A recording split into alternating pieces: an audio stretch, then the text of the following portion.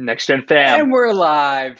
How's everybody doing? Happy Thursday, Next Gen fam. Jay, how you feeling today?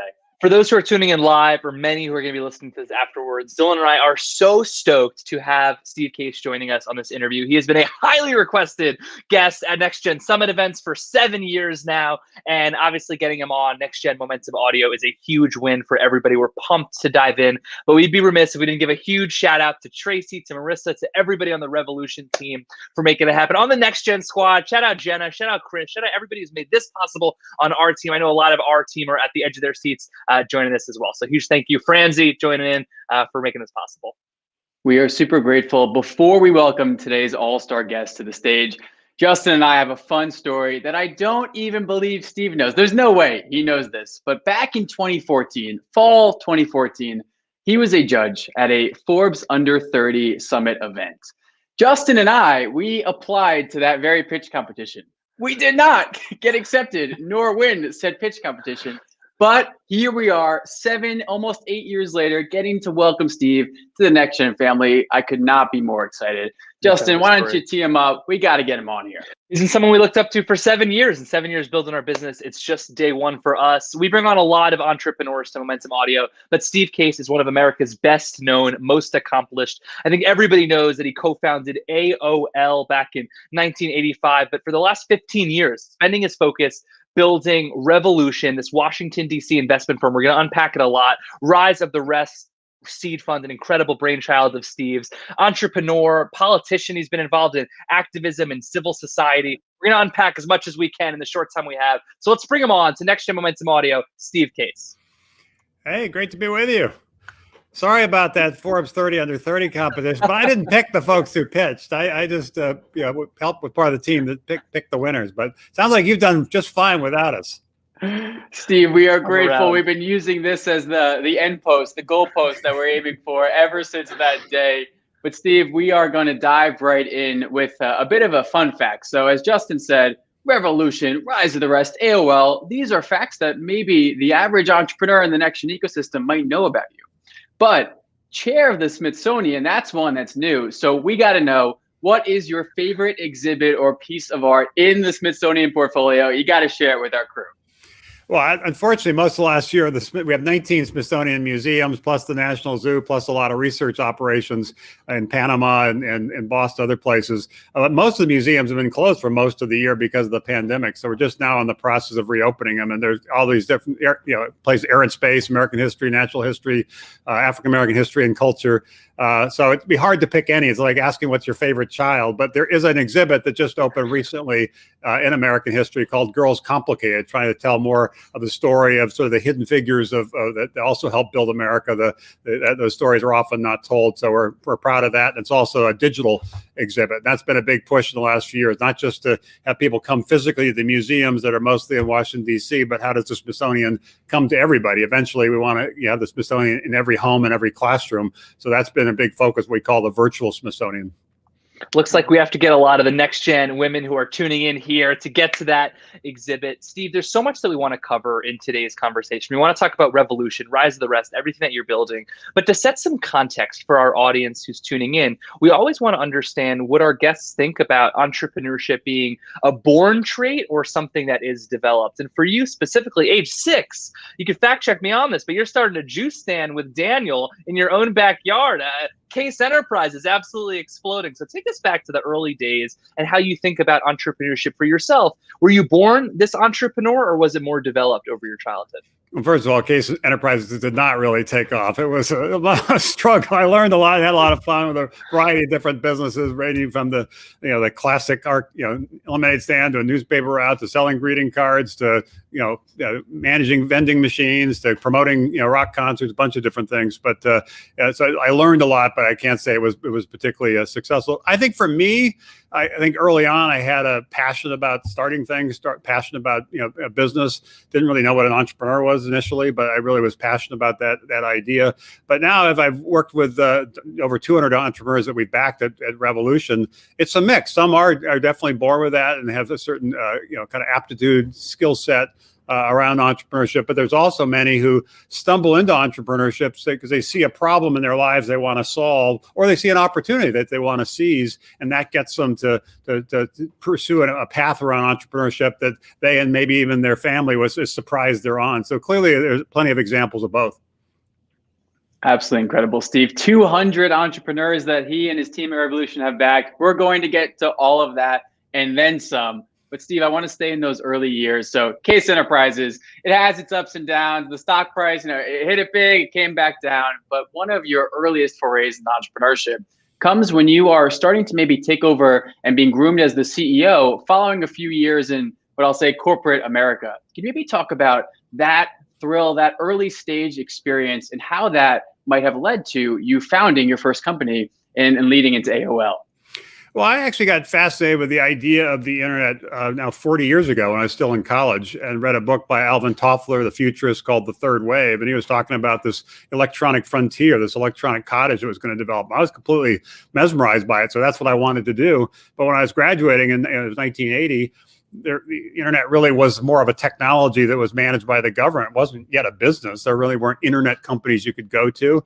And back then, venture capitalists weren't backing 21-year-old kids coming out of college with no experience. So I did work for some big companies for a few years, but that I kept focusing on this idea of wanting to do something really with the internet. So finally, a few years later, in 1983, I moved to the DC area, joined a company, a startup that looked like it had a lot of potential. 6 months later, it was kind of in free fall, and it was a reminder that startup life sometimes can be a little scary. But two of the people I met there, and Jim Kimsey and Mark Seraphin, and I co-founded AOL back in 1985, when only 3% of people were online, and those 3% were online an average of 1 hour a week. So it was pretty early days, and it took us really a decade before we finally broke through. A lot of struggles. A couple of times we almost went out of business because even though, of course, now, particularly given the last year and everybody kind of being living in Zoom land, now everybody takes it for granted. But in those early days, most people didn't think there was really that much interest for average people in getting online. They didn't see what the benefit would be. So it was really a 10-year in the making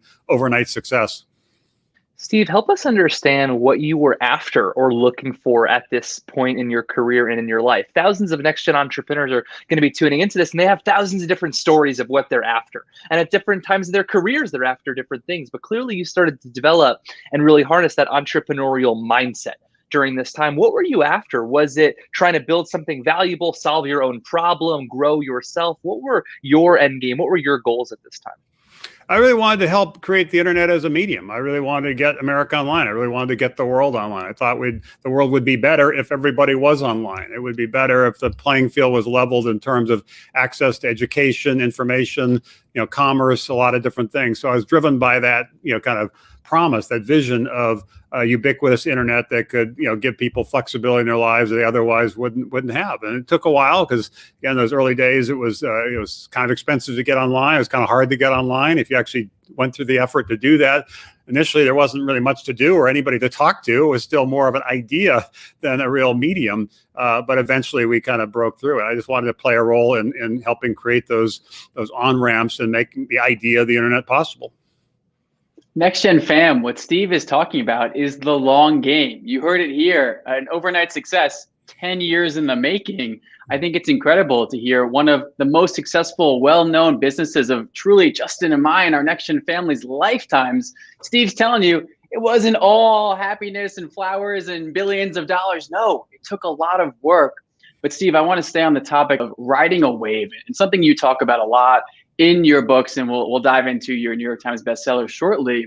But you were able to tap into the rise of the internet in general and then build a company on that. Could you maybe share more about the concept of capturing a wave going up? And you're Hawaii guys, so feel free to take it as a surfing analogy if you may, and how that maybe relates to entrepreneurship today and what entrepreneurs should be looking for when starting a company in a market. Well, for us, when we got started, there were a few other big companies that were focused on trying to create these online services, they were called at the time, before the internet was more commercialized. Companies like Prodigy, which is a joint venture from IBM and Sears, it committed $1 billion to launch that. AT&T had a big initiative, and we were only able to raise $1 million in our first year to get started. So these big companies were going to spend $1 billion. We only had $1 million, so we knew we couldn't. We wouldn't win if it was hand-to-hand combat. We had to come up with some other approach. Some of that was easier to use interface. Some of that was simpler and less expensive pricing. Some of that was strategic partnerships initially with personal computer manufacturers. But a lot of it was really focusing on building community. We always believed that the killer app of the internet was people. Back then, we called it electronic community. Now it's more referred to as social media. But the whole idea of the internet as a social medium and a social platform was where we kind of focused our efforts. And so we launched things like People Connection chat rooms and instant messaging, which then became AIM, and a variety of things to connect people. And other companies like CompuServe at the time was a division of H&R Block. They focused on content, and Sears and that Prodigy venture focused on commerce. And we focused on community, and that turned out to be the right bet. Right bet. Many, I think, setting the stage for many new innovations that would continue to come.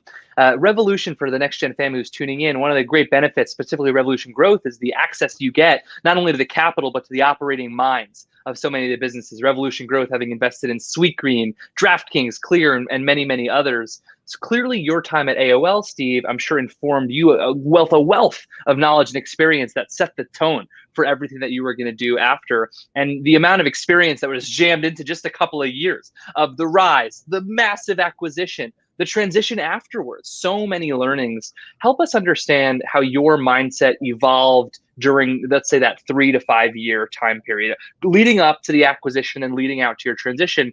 And how did that set the scene? What maybe assumptions of yours changed, or how did your mindset shift in any way, or what was consistent in that really crazy climax of an event? Well, the first decade or so of AOL was, as I said, kind of a struggle. We were able to finally go public in 1992. It was actually the first internet company to go public, and we raised a whopping $10 million in our IPO, and it was worth $70 million that day. And frankly, nobody knew who we were or frankly cared about the internet. But 7-8 years later, it had gone from 70 million to 160 billion. It actually was the best performing stock of the decade. And so we knew it was time to diversify a mix of businesses. That led us to the merger with Time Warner, which strategically made a lot of sense because of what we've seen in the last 20 years around convergence and the growth of and the success of Netflix and Spotify and so many other things. But the lesson there was, and there's Thomas Edison, the famous American entrepreneur, said this over a century ago, vision without execution is hallucination. Having a good idea, having a vision is important, but executing it's more important. And that comes down to people and priorities and culture. And that's where that merger, kind of got off on the wayside, and a lot of missed opportunity because that company really could have led the way in a lot of things that now so many other companies are leading the way. So the lesson to me is it really does come down to people. It really does come down to culture. So focusing how you assemble the right team and with different skill sets and how you work together as a team is really where the rubber meets the road. It's something that is easy to say but hard to do, but critically important. I love that, Steve. Vision without execution equals hallucination. What an incredibly impactful quote to really process and understand. And I want to stay on that time frame because the mindset that you apply, Steve, as a leader is so powerful. When Justin and I were reading and learning more about the merger, it's in there that, Steve, you stepped down as CEO, even though AOL shareholders acquired the majority of this new company.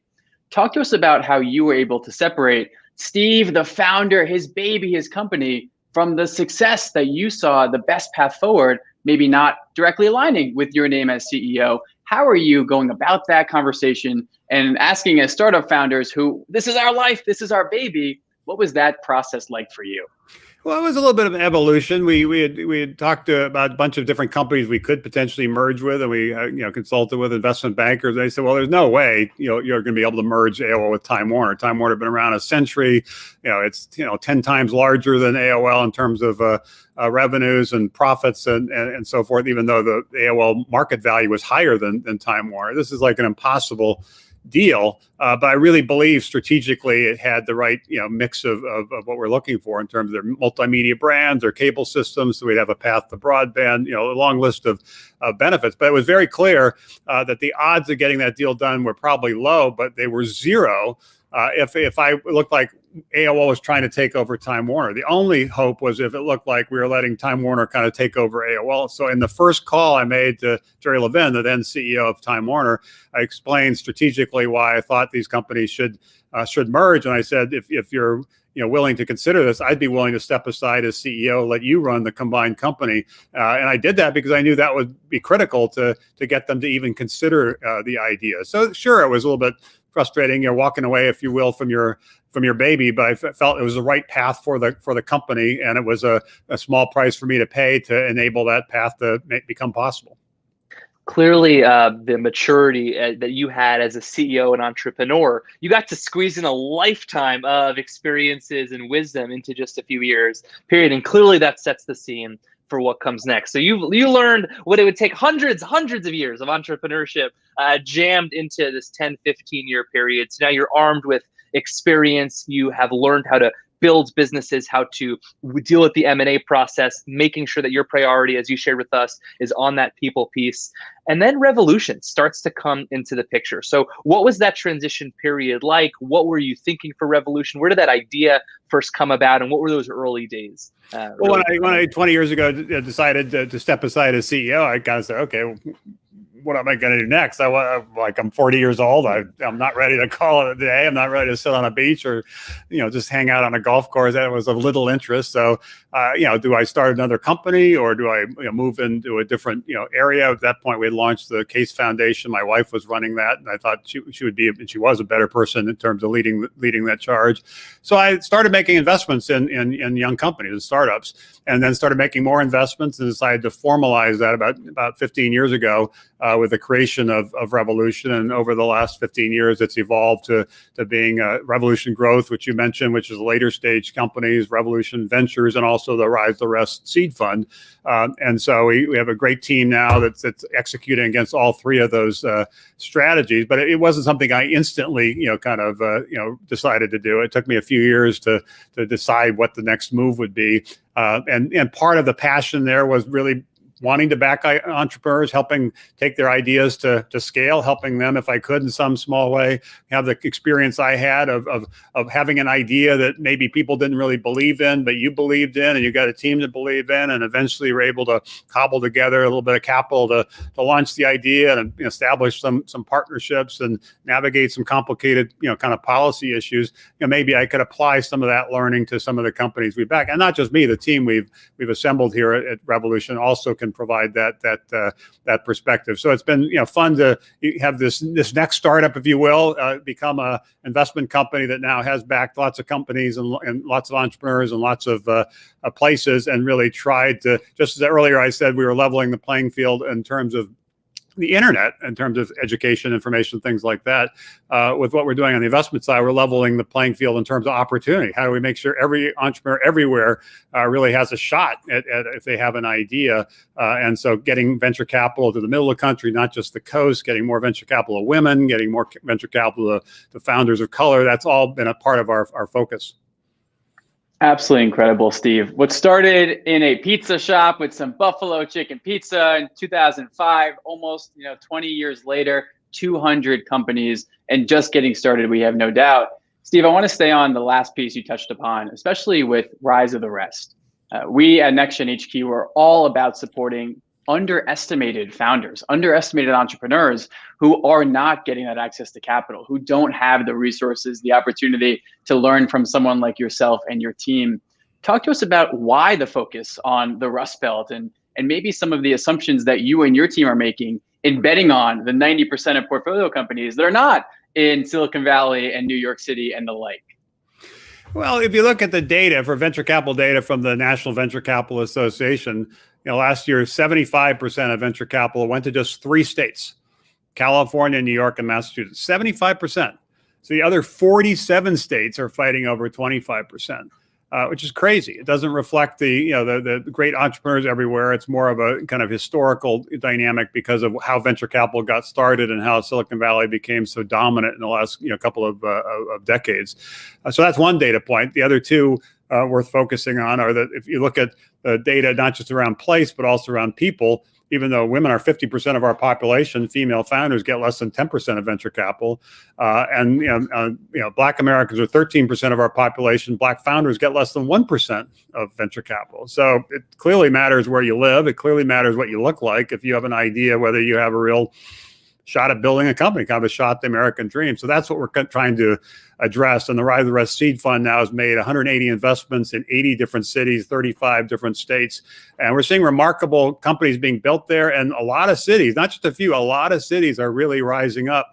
And one of the silver linings of a very difficult year, obviously because of the pandemic, is people are starting to rethink their lives a little bit, where they want to live, where they want to work, how they want to work, more remote work, more hybrid work. A lot of things are in play, which I think can really accelerate this rise of the rest, accelerate these rising cities that emerge as startup cities, give more people in more places that the opportunity to start and scale companies. So that's been a big focus. We're actually doing a tech talent tour in a couple of weeks. It's June 22nd through 24th, which is going to be an amazing event, really trying to spotlight what's happening in different cities. And if people are thinking about making a move in terms of relocating, they'll be understand some of the jobs and some of the companies and some of the cities that are could be interesting and worth considering. And particularly on June 24th, I'm doing a fireside chat with Brian Chesky, the co-founder and CEO of Airbnb. They obviously have spent a lot of time thinking about place and geography and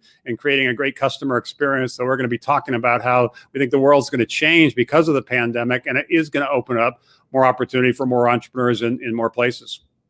Steve, we have seen that firsthand ourselves, in that going in 5.5 years pre-COVID, 6 years before COVID, Dylan and I were exclusively hiring in New York, where we were from. COVID happens. All of a sudden now our team, we're in 3 different countries and we've been able to expand. We're still at the very beginning, roughly around coming on 30 people, but doing our best to think about rethinking assumptions. Rethinking assumptions is clearly so much of Rise of the Rest's focus. It's rethinking the assumption that you can't build a business outside of Silicon Valley. You can't build a business outside of New York. Well, hey, guess what? Maybe we could rethink why we came to that conclusion in the first place. I'm curious to hear if you think there's some type of gap, whether it be education, framework, network. What are the gaps that entrepreneurs, not in New York, not in Silicon Valley, not in Boston, are facing? Clearly, it's the fact that maybe the venture capitalists aren't there. They're not looking there. So there's a capital supply issue.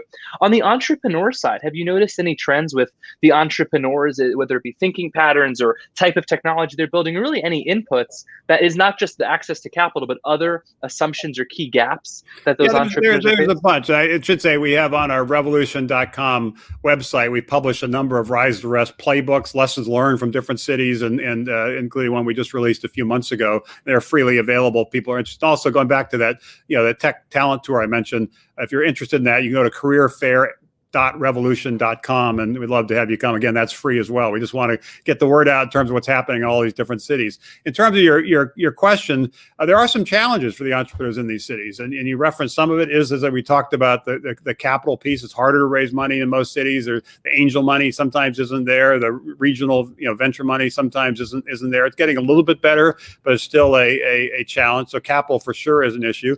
Talent's also an issue. Many parts of the country have seen a brain drain of people going to San Francisco or going to New York because they felt the opportunity was there and not where they were living or not where they're going to school. So a big focus has been how do you slow the brain drain of people leaving and create a boomerang of people returning. And I think, as mentioned, the pandemic is likely an accelerator there. And the third is a cultural piece. How do you create collaborative startup communities where people work together in each city in a much more collaborative way, and also a little bit more of a sense of possibility and wonder and even fearlessness. One of the great things about Silicon Valley is people hear a startup pitch and they imagine how big it could be. In a lot of parts of the country, if you pitch somebody, they focus on what might go wrong, the risk factors, as opposed to what might go right. So it's a mental psychology kind of change, and we just need a little more of that sense of possibility and sort of a cultural change. So if we can focus on the capital issue and get more capital, more entrepreneurs in more places, if we can focus on the talent issue, slow that brain drain, trigger a boomerang, and we can focus on the community culture issue and create more thriving, encouraging, supportive startup communities, I think people will be surprised in the next 10 or 20 years how many of the giant companies that emerge, the next Fortune 500 companies, will be all over the country, not just in a few places on the coast. What a powerful message Steve is sharing with our audience, team. You don't have to worry about finding that's in wonder in Silicon Valley or relying on Y Combinator. These great institutions, they are only one option. And Steve and his team are looking to expand that and bringing that to entrepreneurs across the country. And I have no doubt we're only in day one of that. But Steve, you mentioned 10, 15 years upcoming. I want to transition this into the third wave. So you wrote this book heavily influenced by a prior book that you read and that shaped your career when you were getting started. So in your own words, Steve, can you maybe unpack what that third wave is and how you see next-gen entrepreneurs today being able to take these lessons, take these strategies to build their entrepreneurial dreams? Well, that book I read in college, I mentioned Alvin Toffler's third wave. He talked about the first wave being sort of the agricultural revolution and the second wave being the industrial revolution. And he was predicting this third wave, the digital revolution, which obviously has happened. But when he wrote that book over 40 years ago, it was still more of an idea, not much of a reality. So when I was thinking about writing a book, I thought I could reflect on some of the lessons learned, but particularly how they might apply to the future. And so my version of the third wave was focused on the internet. And the first wave was building those on-ramps, getting everybody online that we talked about earlier. That was really the first 20 years or so of it, the 80s and 90s predominantly, when it went from an idea that nobody cared about to something nobody could live without. And that set the stage for the last 20 years or so, which is building software apps mostly on top of the internet. You didn't have to build that infrastructure, didn't have to build that connectivity, didn't have to build those on-ramps because everybody that had been built. So you could build on top of that. And that's where you've seen these massive companies, Facebook, Google, et cetera, focus on that. The third wave is I think when the internet meets the real world and we really change in very fundamental ways, healthcare and education and food and agriculture and smart cities, a bunch of things are in play. And what's different, I think, about the second wave, but learns from the first wave, is partnerships are going to become much more important. You didn't need partnerships at Facebook or Google. You just launched and spread virally and figured out a way to monetize it. You do need partnerships if you want to change the healthcare system. You do need partnerships if you want to change the education system. So partnerships will be very important. Policy is going to be very important. These are all regulated businesses, and we can complain about regulation slowing us down. And obviously, in some ways, that is frustrating to entrepreneurs. But there are going to be some regulations around drug safety or medical device efficacy, and there's going to be some regulations around food safety. These are just important aspects of our lives, and as a society, we do expect the government to do some things to make sure that they're done in an appropriate way, in a safe way. So just understanding that and embracing that, yes, it's a challenge, but also it's an opportunity, is another aspect of this third wave. And the final one is perseverance. I talked about that in that first wave, how we almost went out of business a few times. In the second wave, you really did have, as you know, a lot of overnight successes. Facebook truly was a dorm room startup that a year later was a global phenomenon. Snapchat similarly. In the third wave, I think it's going to be more of a slog and more like what I mentioned before with AOL, kind of 10-year on the making overnight sensations. And so really believing in your idea, having a team that believes in your idea and not giving up even when it does get difficult, because it will get difficult, I think are going to be some of the defining characteristics of the third wave. And the final point is I think this concept of the third wave and the concept of the rise of the rest are separate phenomenons that are in the process now of converging, and that's going to accelerate the growth of both. And the reason for that is many of the industries up for grabs in this third wave, the big companies that you need to partner with or other organizations you need to somehow associate with are in the middle of the country. In healthcare, for example, the key hospitals are Mayo Clinic in Minnesota and Johns Hopkins in Maryland and the Cleveland Clinic in Ohio and MD Anderson in Texas. The key partners are going to be health plans like HCA in Nashville or United Health in Minneapolis. So that there's a reason why some of the innovation in those industries could and should happen around those cities, which should help those cities rise, but only, going back to what we talked about before, if the entrepreneurs will stay as opposed to leave, the capital will fund, and the community will support. Next Gen fam, we're going to link all of Steve's references to his book as well as the events that are upcoming in the show notes. So definitely be on the lookout. But we're going to plug it in the newsletter a few times for us.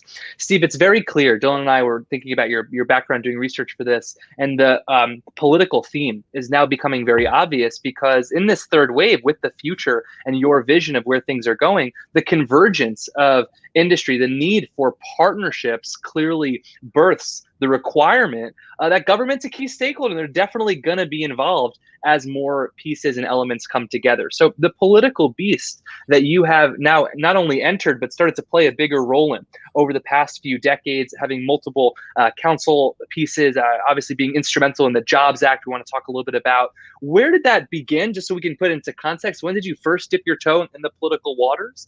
And then now, any other context you can add on why you think it's so important to be involved in that political discourse with everything you're talking about with Rise of the Rest? Well, I first got involved 35 years ago starting AOL because at the time, believe it or not, the internet was still restricted to government agencies and educational institutions. It was illegal when we got started for consumers or businesses to be on the internet. So we needed the Congress to pass legislation to commercialize the internet, the Telecom Act, and that took a number of years. We then needed to figure out what are the rules of the road of the internet. How do we, what should happen with taxes on e-commerce? How do you make sure kids are safe? A whole host of issues, even some antitrust issues around breaking up the phone companies to unleash competition and drive down prices. A bunch of issues were in play 30, 35, 40 years ago. And that's when I first got exposed to it. And then obviously as AOL grew and we started entering other areas, it became even more important. And then about 10 years ago, I was asked by President Obama to chair an initiative called Startup America and join his Jobs Council that was working on some things, including the Jobs Act. So I kind of re-engaged on the policy side. And then more recently, as I mentioned, a lot of the companies we back at Revolution, particularly Revolution Growth, our later stage fund, as you mentioned, companies like DraftKings and Clear and Tempus and Talkspace and many others do have a policy orientation. But it's worth noting that the policy regulatory thing is not just a problem to deal with, although sometimes, of course, that's the case. It's also an opportunity to embrace. Some of our most successful investments, like a company like DraftKings, initially was focused on kind of fantasy games. Now is a much more valuable company because the laws were changed in a lot of states to allow gaming to people, people being able to bet on not just on games, but on plays. That company is now worth $20 billion. And it wouldn't be the case if there wasn't a change in policy. Or a more recent investment we made a couple of years ago in the telehealth space, a company called Talkspace, has seen a dramatic growth over the past couple of years because the laws around telehealth have been changed to basically make it easier for people to access their doctor, particularly during the pandemic, through telehealth services. So these changes in policy aren't just something you have to deal with in terms of a go-to-market strategy. It's also what are the changes that actually might accelerate the growth of your company and create new opportunities for you and for others as well. So that's why I view the policy regulatory side as something you have to really embrace to unlock opportunity, not just to deal with kind of immediate challenges. There's going to be a rush of next-gen entrepreneurs flipping open the politics section, maybe for the first time in a long time. But what Steve is saying, team, don't look for the bad, the negative. Look for the opportunity. Read up on where you can add innovation with government as a partnership to see your dream come to reality. Steve, to take a bit of a pivot here in the fourth quarter of our interview, I want to unpack the man behind all these incredible ventures. Just getting to know you for these 30 so minutes, it is clear that your curiosity, your desire to learn is off the charts. I think anybody who is hearing this and meeting you maybe for the first time, they'd be shocked to know you've been in the game for 40 plus years working on multiple companies. It seems like you're just getting started. Where does that long game mindset come from? And maybe unpack some of the strategies that allow you to show up as your best self every single day.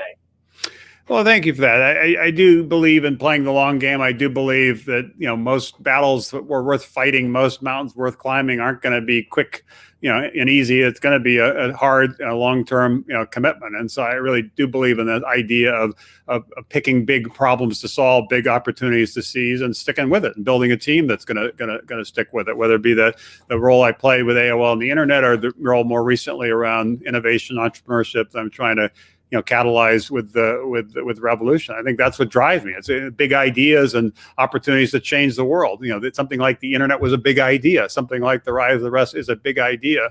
And so if it was just backing a few entrepreneurs, that would be interesting. But the ability to really have an impact and kind of change the playing field for everybody is what really drives me and the team we have at Revolution. So some of it, sometimes I find and maybe some of your next gen community will feel this as well, that sometimes you almost have to push yourself to buy into a bigger story, create a bigger adventure, climb a taller mountain, take on a bigger challenge, and commit to it and do it publicly, which then creates some risk that you might not be successful, but pushes you to really fight the battle and do everything you can to be successful. And so reframing things in that broader context, why it is important to society, why it's important to the country, why it's important to the world, I think it gets other people excited by it, but also keeps you excited by it, even when times get tough. So for Steve, all the next gen entrepreneurs who are tuning in, we're encouraging them here to think bigger, find that meaning, understand that bigger long game connection. And I want to ask for a final call to action. We have a lot of folks in our community who are thinking entrepreneurially. Many of them are founders. Many of them are going to go into government. They're going to go into academia. They're going to go into the corporate world and pursue that more entrepreneurship path.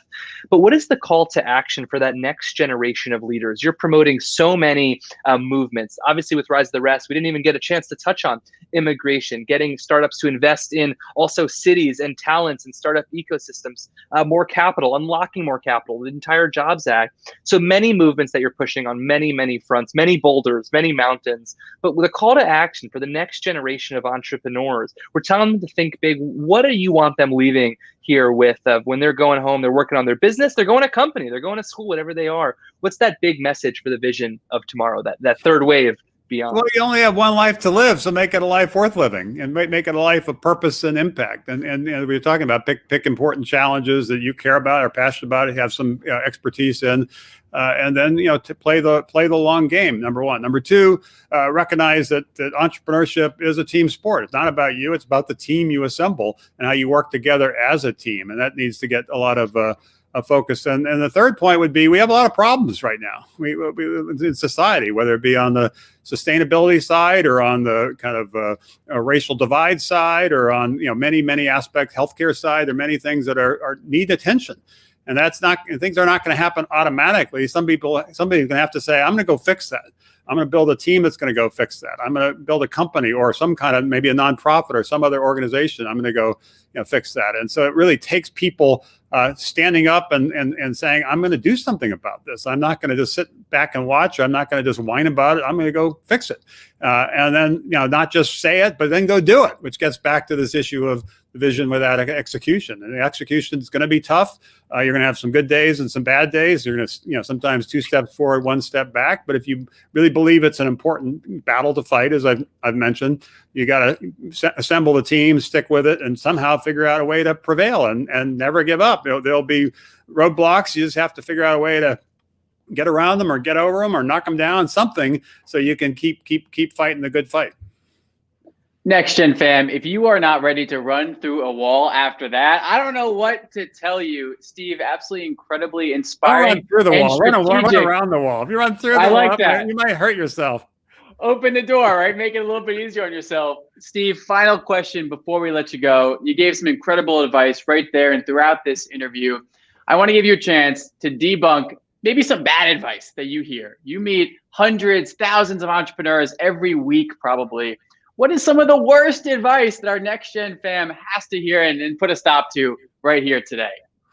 Well, I hear a lot of different things. I talked earlier about figuring out something you care about, but sometimes people, I'm sure a lot of folks who are part of this, have not yet found their passion. So saying follow your passion when you not quite sure what your passion is not necessarily helpful. Looking for ways to remain curious, looking for ways to bump into people and ideas that might unlock something in you that then says that's something I want to pursue. The other one is that often when I'm hearing pitches, people say, well, there's no competition. It's like, well, that's a problem, because either if it's a good idea, there is competition.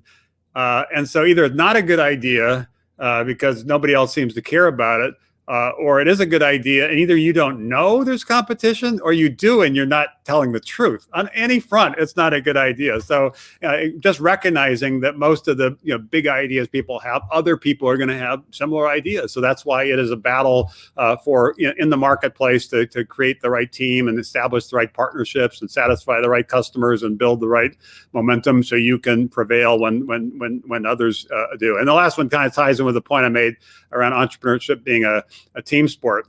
Certainly you should have confidence. You shouldn't have arrogance, and you should have confidence, and there's a big difference between them. But you also have to recognize there's only so much you can do. And I certainly saw this as AOL was scaling. I went from trying to be involved in everything to really trying to be involved in nothing. I said, if I'm a great leader, I'm a great CEO, I'll set the strategy, I'll help set the priorities, I'll help set the team, and then I'll trust that team and empower that team to be able to execute. And if I'm done a great job on that, I will have nothing to do. Of course, I never achieved that nothing to do goal, but the point is you have to take a step back and figure out how to make other people successful, how you can move your whole team forward if you're really going to have a broad impact. Steve, we're going to be unpacking this for years to come. We're going to link to the book. We're going to link to Revolution. Anywhere else that you want our next gen audience thinking about. Obviously, you're very active on Twitter and doing a lot of events that you're sharing there. We'll link to the Brian Chesky. Anything else that you want our next gen audience to know or to follow along with? I mentioned earlier, the Rise the Rest playbooks might be helpful as people try to understand what's happening in different cities. And please join us for this Tech Talent Tour, June 22nd through 24th. It's going to be a great, not just the session with Brian, obviously that's going to be terrific, but we're going to do a deep dive in a lot of cities. And maybe one of those cities will capture your imagination and make you think, hey, maybe I should make a move. And as more people make that decision and more of these cities rise, I think this country, the world is going to be surprised by what happens in the entrepreneurship innovation economy over the next couple of decades, and surprised by how dispersed that will be, which is going to be critically important if we have any hope of reuniting a country that is quite divided. We have a world where some people feel like everything's going well, and a lot of people feel like they're left out and left behind. And some of that, not all of it, but some of that ties in with startups and job creation. Disruption celebrated in Silicon Valley often is scary to people in the middle of the country, where that means they or somebody in their family or somebody in their community is going to lose a job. We need to, of course that's going to happen. Technology, productivity, things like that, it's going to happen. But we need to offset that, at least in part, by backing the startups there to create the jobs there and create more of that hope and opportunity there. That's the way to move the country forward in a more united way. So the work of entrepreneurs isn't just building a product or service, or isn't just making money for investors and employees. There's a broader mission in terms of this, making sure that the communities you care about rise and the country you care about rises as well. From America Online to America on Entrepreneurship, Steve Case, everybody, the co-founder of AOL Revolution, Rise the Rest. Steve, we are grateful. 7, almost 8 years in the making for you joining us in this episode of Momentum Audio. And we'll catch you back. I guess you should have won that pitch competition. Sorry. Oh, well, we'll be there next time. 7 more years. Give us time. Going the last 7 years from an idea to a real company that is terrific. So congratulations to both of you, and thank you all for everybody participating in the next gen community. All the best. Thank you so much. Thank you so much. Stop listening to me and go out and do something. Go change the world. Get out there. Time. This is the moment. Seize it. Incredible. This was Steve Case, co-founder of AOL Revolution, Rise of the Rest. He's telling you, he's saying, I'm going to go right now, but you better get off your couch and go build something. Go do something wherever you are. I don't care. You're in New York, you're in Silicon Valley, you're in the middle of the country, you're in a different country. Get out there and go build. Absolutely incredible interview. 7.5 years in the making. You're going to do 3 things. You're going to write down your idea at this very second. You're going to go follow those links that Steve and we linked in the show notes here. And you're going to go do it. Get out there. Call us up. Let us know we can help you. Steve Case, so brilliant. The way that he is able to remain curious. The guy built one of the largest companies of all time, and you would think he's just getting started. We should be so lucky to have that passion on our journeys. I mean, the guy's clearly a genius. He's brilliant. Very, very obvious. There's so much that we didn't even get a chance to get into. We've got to get round 2, definitely on the books. Maybe 7 years from now, 15 years into the next gen HQ story. AOL pioneered social media. Steve has been involved in many massive legislative, milestones like the Jobs Act, which I know many of the next gen entrepreneurs are familiar with and has benefited. It is that curated curiosity that he takes, that tenacity, but also how far he's able to zoom out. It is clear that Steve, we're playing checkers while Steve is playing chess. He is able to zoom out so far and really think about, okay, I can't be involved in everything. I got to trust my team, empower my team, let them do what they need to do, and I can continue to move on to that next job. Absolutely inspiring. For all of those who tuned in with us live, you've got mail coming to life. We appreciate you, Next Gen fam. And as always, Justin, our team, and I, we're focused on delivering value to you. So let us know your thoughts. Let us know who you want to hear from, and we'll make it happen right here on Momentum Audio. Until next time, as we love to say, now that's momentum.